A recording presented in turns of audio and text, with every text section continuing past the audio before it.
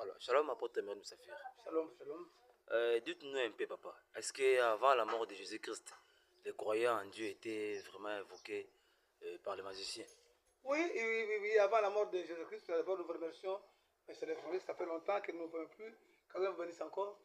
Avant la mort de Jésus-Christ, oui, le croyant en Dieu était invoqué par Satan, par les biais des magiciens, des féticheurs, des sorciers. Parce que preuve année que nous avons des preuves bibliques, parce que nous, quand vous nous appelez, c'est la Bible qui parle et c'est le vrai qui parle. Nous lisons dans le livre de 1 Samuel, chapitre 28, tous les versets en parlent, mais on peut quand même prendre quelque chose. Verset 6. Saoul consulta l'Éternel, l'Éternel ne lui répondit point, ni par des songes, ni par de lune, ni par les prophètes. Et Saoul dit à ses serviteurs, cherchez-moi une femme qui évoque les morts, et j'irai la consulter. Ses serviteurs lui dirent, voici à Andorre, il y a une femme qui évoque les morts. Et alors Saul se déguisa et prit le vêtement et il partit avec les deux hommes. Ici nous voyons, c'était interdit donc au règne de Saül qu'on puisse parler avec les morts. Mais un jour, le prophète a manqué d'être en union avec le Dieu. Il a maintenant à cœur d'aller maintenant voir le magicien pour qu'il lui parle comme Dieu ne lui répondait plus. Vous voyez? La femme dit, qui veux-tu que je te fasse monter? Il répondit, fais-moi monter Samuel. Ah! La magicienne maintenant dit, non, tu veux que je te fasse monter qui? Tu veux qui? David, Abraham, qui dit, non, moi je veux le prophète Samuel. Est-ce que le prophète Samuel avait répondu ou avait refusé? Parce que c'est un saint de Dieu. C'est un loin de Dieu. Est-ce que le loin de Dieu avait refusé ou l'évocation a échoué? Lorsque la femme vit Samuel, il poussa un grand cri. Elle dit, Saül, pourquoi m'as-tu trompé? Tu es Saül. Et le roi lui dit, ne crains rien. Mais, que vois-tu? La femme dit à Saül, je vois un Dieu qui monte vers la terre. Il voit qui? Un Dieu qui monte vers la terre, mais le Dieu là, il monte vers la terre. Qui l'a invoqué? Qui l'a appelé? Satan. Un sataniste. Il est magicien, une femme. Donc à l'époque de... Avant que Jésus meure, les croyants en Dieu étaient sans sécurité. Étaient sans sécurité, quoi que tu crois, mais tu étais à la merci de Satan. Il peut t'invoquer. Il peut te réveiller. Il peut t'utiliser comme il veut, quoi que tu es saint. Il dit que je vois un homme, un Dieu. Et puis, 14, il lui dit, quelle figure a-t-il? Il répondit, c'est un veillard qui monte. Il est enveloppé d'un manteau. Saül comprit que c'était Samuel. Et il s'inclina, et le visage contre terre, et se prosterna. Et Samuel dit à Saül, pourquoi m'as-tu troublé en me faisant monter? Ah, c'est ça la réponse, c'est biblique, vraiment oui. Mais le croyant en Dieu était vraiment invoqué par le diable, par Satan, commençant par le prophète lui-même, le prophète Samuel, et quoi qu'il venait comme un Dieu, et il dit non, il était invoqué.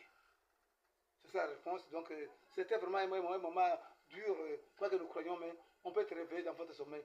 Samuel a dit que pourquoi m'as-tu troublé? Parce que réveiller quelqu'un, c'est le troubler. Il était sous sommeil, mais maintenant on le réveille. Mais quoi que c'est là, ils étaient évoqués. Oui, merci. Oui, merci beaucoup, papa, pour l'éclaircissement. Maintenant, parlons-nous un peu brièvement de l'histoire de Matthieu 12, 40, en ce qui concerne la mort de Jésus-Christ. Et comment Jésus-Christ a passé 3 jours et 3 nuits dans la terre. Oui, c'est Matthieu 12, 38 à 40. Lisons encore. Lorsque alors quelques-uns des scribes et des pharisiens prirent la parole et dirent, Maître, nous voudrions te voir faire un miracle. Il leur répondit, une génération méchante et adultère demande un miracle. Il ne lui sera donné d'autre miracle que celui du prophète Jonas. Car de même que Jonas fut 3 jours et 3 nuits dans le ventre du grand poisson, de même le Fils de l'homme sera 3 jours et 3 nuits dans le sein de la terre. Donc ici, ta question posée que il voulait comparer parce qu'il était question d'une question, on lui demandait de faire un miracle, mais Jésus, comme il était en face d'une question salutaire, il dit non, comme vous êtes de mauvais, vous me demandez un miracle, il n'y a pas d'autre miracle. Qu'un boiteux va marcher, un aveugle va voir, non, voici le miracle. Comme Jonas a fait 3 jours et 3 nuits dans le ventre du poisson, il faut que moi aussi je fasse 3 jours et 3 nuits dans le sein de la terre. C'était la conclusion de ce ministère. Par là, il voulait conclure, montrer que non, il doit passer 3 jours sous terre. Pour faire quoi? Maintenant, ta première question. Pour faire quoi? C'est ça maintenant ta première question. Pour aller libérer, ça c'est 1 Pierre. C'est la question 1 Pierre 6. Car l'évangile a été aussi annoncé aux morts, afin que, après avoir été jugé comme homme quant à l'esprit, il vivait selon Dieu quant à l'esprit. Ah, vous voyez? Oui, ça se dit très bien à 1 Pierre 3, 18. Christ aussi a souffert une fois pour les pécheurs, plus juste pour les injustes, afin de nous amener à Dieu, ayant été mis à mort quant à la chair, mais ayant été rendu vivant quant à l'esprit, dans lequel aussi il est allé prêcher aux esprits en prison. Ah, donc, ces croyants-là en Dieu, c'était des prisonniers. Vous me suivez? Oui. C'était des prisonniers. Quoi qu'ils ont cru en Dieu, c'était des prisonniers parce qu'il manquait là où aller. Parce que le libérateur, c'est Christ. Comme Christ n'était pas encore venu et crucifié à la croix, et vivait toujours dans le chiffre de mort. Il vivait toujours dans le chiffre de mort, là où c'était à la merci de Satan. C'est Satan qui avait la clé. Satan qui avait la clé de chiffre de mort.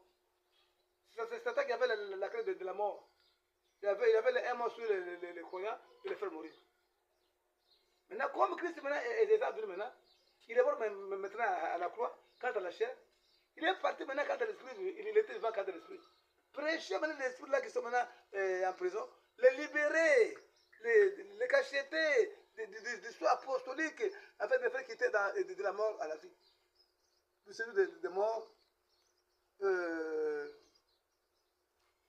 au paradis.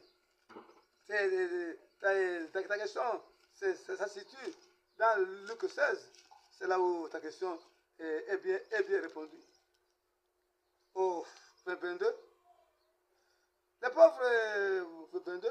pauvre mourut, il fut porté par les anges dans le sein d'Abraham. Et le riche mourut, il fut enseveli dans le ciel des morts. Ah, donc vous voyez, s'il y a des personnes, le riche, quand il est mort, il a été porté au sein d'Abraham, c'était le paradis. Mais le pauvre Lazare, quand il mourut, il fut porté par les anges, c'est un cortège angélique jusqu'au paradis. Mais quand le riche, quand il mourut, il fut plus vite enseveli dans le ciel des morts. Maintenant, écoutez maintenant les critères là-bas. Ici, c'est crié à Père Abraham 23, dans le ciel des morts. Il leva les yeux, et tandis qu'il était en proie et au tourment. Ah, voilà maintenant les critères du ciel des morts. Il était en proie, il était au tourment, il était dans une flamme cruelle. Il criait. Donc, tous ces gens-là étaient dans le ciel des morts. C'est là où il y a la flamme. C'était un endroit cruel. C'est une flamme cruelle.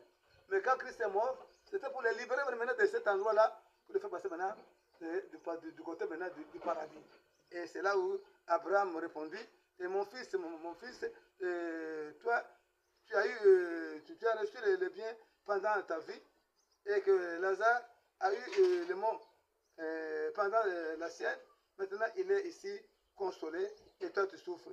D'ailleurs, il y a entre nous et vous un grand abîme, afin que ceux qui voudraient passer d'ici vers vous ou de là vers nous ne puissent le faire. Vous voyez, c'est la question. Nous vous remercions vraiment de vos questions. Vraiment, c'était vraiment un moment de soupir, de souffrance, quoi que les gens croyaient en Dieu. C'est pour là que Jésus est venu.